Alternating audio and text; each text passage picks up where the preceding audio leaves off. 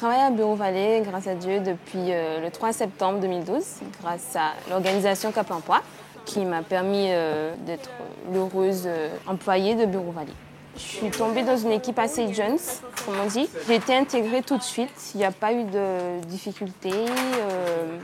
On me laisse me débrouiller par moi-même, on me donne des directives, on me laisse faire. Et si vraiment j'ai besoin d'aide, on viendra me dire « mais tu peux nous appeler, il n'y a pas de problème ». Donc en général, j'aime bien faire par moi-même. Principalement, je suis hôtesse de caisse.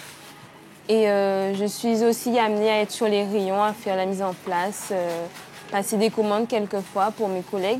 Je suis aussi, entre guillemets, responsable des piles.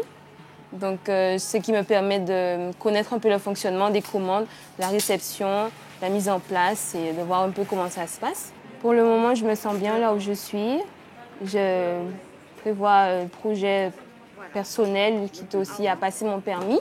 Au début, j'étais très timide parce que je n'allais pas vers les autres. Et c'est, on va dire, depuis le lycée que j'ai vaincu en fait ma timidité. Je vais plus vers les autres. J'étais assez réservée parce que le regard des autres, quand tu ne connais pas le handicap et que tu n'as pas vraiment par toi-même entendu parler de handicap, tu ne peux pas t'avancer vers les autres et dire « bon, ben, je suis comme ça ». Je sors d'un bac STG, option mercatique, au lycée de Sainte-Rose. Puis j'ai entamé un BTS technico-commercial au LPO Benridge. Suite à ça, j'ai essayé de trouver du travail par moi-même. N'ayant pas eu de retour vraiment positif parce que je n'avais pas encore la reconnaissance en tant que personne handicapée, j'ai décidé de partir 1 an à Barbade pour perfectionner mon anglais. Et à mon retour, tout était débloqué, ma situation, reconnaissance et tout. Donc j'ai re-entamé les démarches pour trouver un emploi. J'ai eu, avec l'aide de Cap Emploi, l'occasion de pouvoir trouver du boulot 3 mois après à Bureau Vallée. Le contact avec la clientèle, ça va. Il y a des clients réguliers qui sont très aimables. Il y a d'autres un peu plus particuliers, mais on fait avec aussi.